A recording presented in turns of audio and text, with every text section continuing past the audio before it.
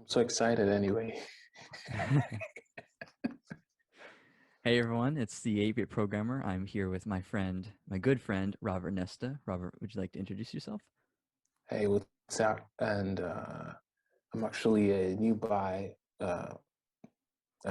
programmer, and I'm really happy to be part of this recording with the best of the best, Alex. And I think it will be pretty great to see the process of learning C++ as young guys and young programmers who love to be software engineers maybe in the Mhm. next future.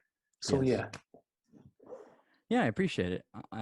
The viewer would be missing the context of our previous conversations, but basically, Robert and I have been doing some, I guess you'd call them lessons, where I'm basically teaching him C++.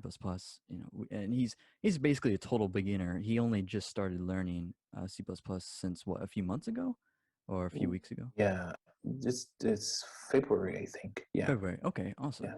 So, I mean, he's been making really good progress. Just yesterday, we had like, I think it was a 5-hour conversation.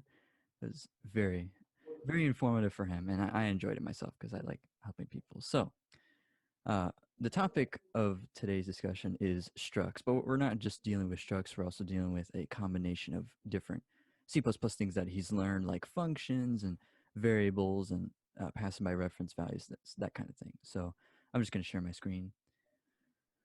And so one of the reason why I discovered structs in the first place was because of the quadratic uh, calculator. Basically, I was creating the quadratic calculator, and when I was refactoring, meaning I was changing the code, I ran into a few issues.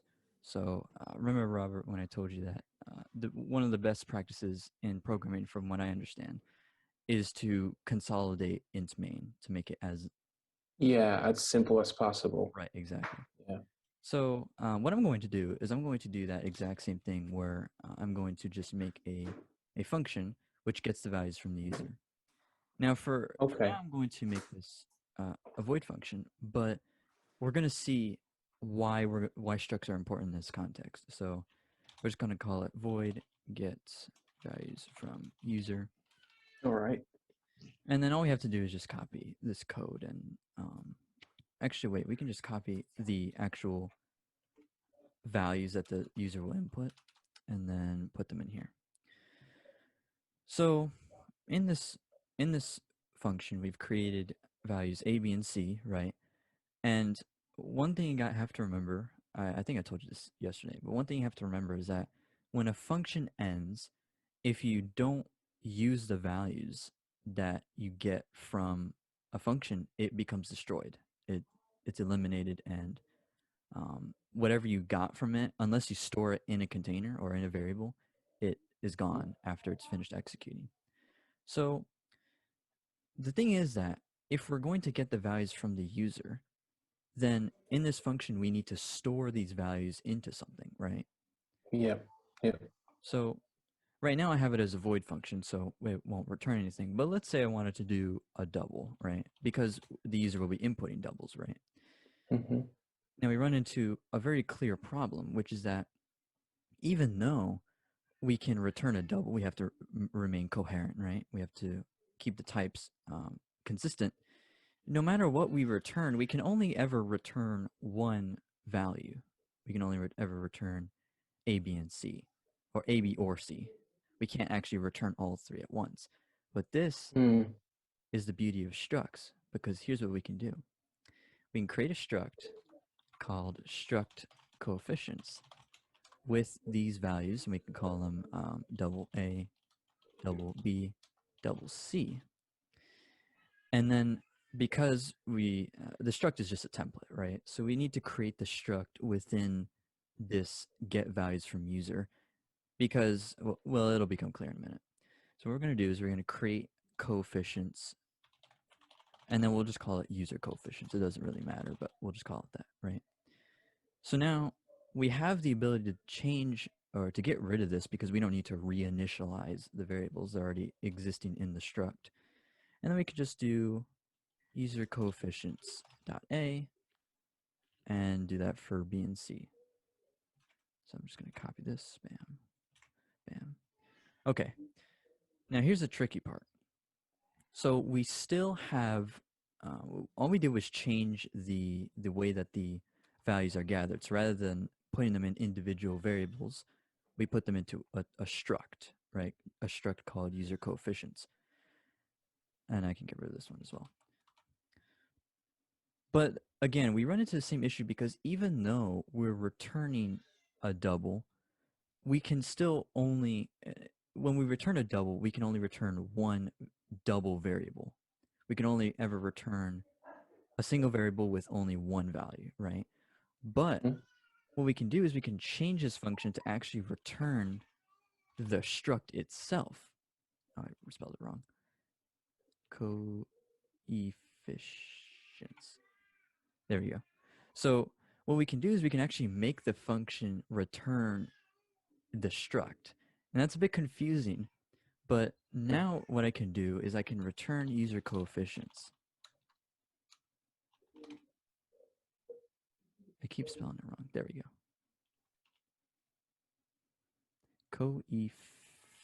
Coefficients. Thank you.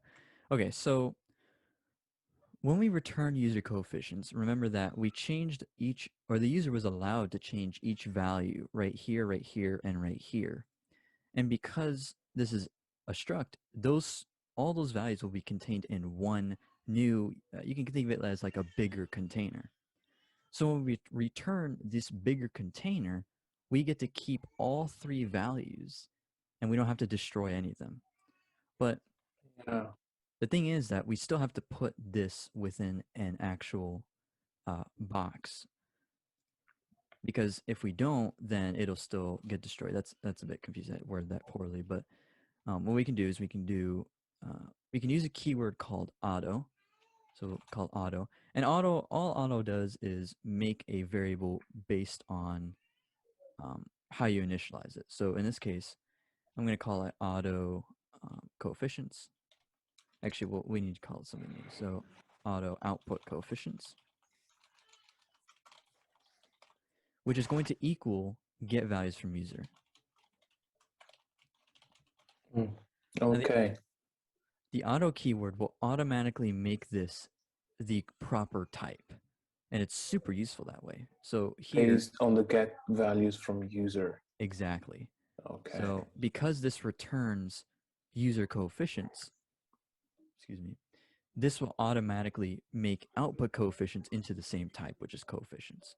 So it's incredibly useful in case maybe you're dealing with a really complicated program and you don't know exactly what it's going to return. So you just put an auto and it's easier. So now let's go through what's going to happen. So the first thing that the program is going to do is it's going to initialize output coefficients, and it's going to gather the actual values from the user. It's going to go down this entire piece of code and store every value that the user inputs into this struct. Now, because it's a struct and it keeps the values, it'll just change these. Actually, I should probably initialize these. I should probably just make a 0. But it'll basically store them within the same struct. And that way, we can return the entire container with all the values and then use it in whatever operations we want, right? So it gets a little tricky from here, and I might mess up a few times. But now that we've done that, you can see we've made it very easy to read for another programmer. It's simple. Get values from user and store whatever the result of that is into a new box called output coefficients. Do you understand everything? Do you have any questions? Yes, so actually what I was saying is that by doing that, the int main is more clean as well, because you took all the interactions between the user and the computer in a function called coefficients in this case. So what I was wondering as well is, I don't remember if coefficients, if a struct can also work as a function. Yeah, that's the question. So, I mean, In a way, yes. The struct itself cannot be a function. Like you can't make the struct itself do something, but you can Mhm. you can you can put the struct into a function, and then that function can actually use the struct to do something. So that's exactly what this is doing. It's basically making a Okay. struct and using the template to actually do something. In this case, it's getting values from the user and storing it into the containers. Does that answer your question? Mm, okay, okay, now I got it. So get values from user is the function. Sorry. And Yes. then coefficient is the type, which is a Yes. struct in this case, and Exactly. can be a double, an int, or whatever. But in this case, it's a struct. Mhm. Okay, now I got it. Thank you Yeah. very much. There you go.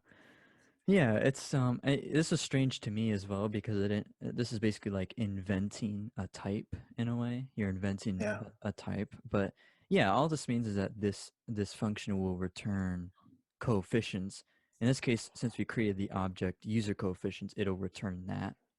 Mm-hmm. Um, but yeah, and then that basically allows us to transfer all three values, like I said, to wherever else we want. So now, if we apply this idea, Mm-hmm. let's try to make a formula which actually takes a struct, right? So let's see here. Well, we can do a couple things. We can this is what comes to mind first.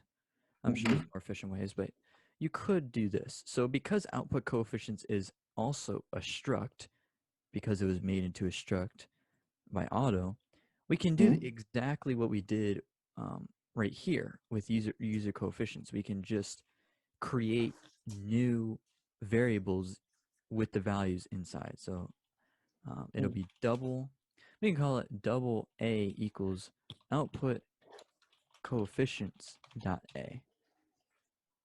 Mm-hmm. Okay. Double B equals output coefficients dot B, B. and double C equals output coefficients dot C, right? So all we did was we took these values and we simplified it because we don't want to type that all out. But now what happens is that we've we've allowed this positive quadratic formula to extract the values from that struct and use it into use it in the formula, right? In each of Mm-hmm. these formulas. So in this case, the value of the struct was that it just made everything much easier to read. Now, um, there are other ways you could have done that, but this is just with structs they're very easy to set up and allows you a lot of versatility, right? So that's pretty much it. Do you have any questions at all? Yes. Can in this case we've set coefficients as a type. Yeah. So um, can auto based on the can you go down please? Let me just see. Yes. Can auto based on the get values from user take it as a coefficient type for the get value from users in this case? Yeah. So if I'm understanding right, you're asking Mm-hmm. this if I can make that an auto. No, you see, you said that auto based on get value from users will select the the best type for Mhm. it, right? Yeah. So in this case, if I am guessing, it can be a float or a double. Oh, okay. Yeah, of course. So Yes. if I did this, let's make auto x equals 0.0f. So 0.0f is a float, I believe. And Mm-hmm. so it'll automatically make x a float. A float, yeah. If I made Okay. this 0, it would just be an int. An int. Exactly. Now, I haven't quite experimented with this, so I might be wrong. But from my understanding, you can't use auto when creating functions. So like right here, I can't make this auto because I don't actually know the specifics, but I think it has something to do with the fact that it doesn't have the proper context at runtime. I don't know. That's getting into the specifics, but um, I'll have to check up on that. I'm not entirely sure, but I would just stay away from defining functions as auto until I can actually get an answer for you on that. So yeah, but when you're initializing variables like this, auto's super useful because you could just type coefficients here and that would also work, but auto is just easier. You know, it's much easier to understand that whatever get values from user returns, it'll automatically be stored in the correct container. Yes.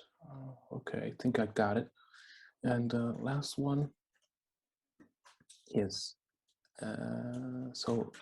coefficient get value from user. Okay, then coefficient user coefficient, and then it gets the value from the user, and then it return it. So now I'm just figuring out how the implementation of creating the output coefficients.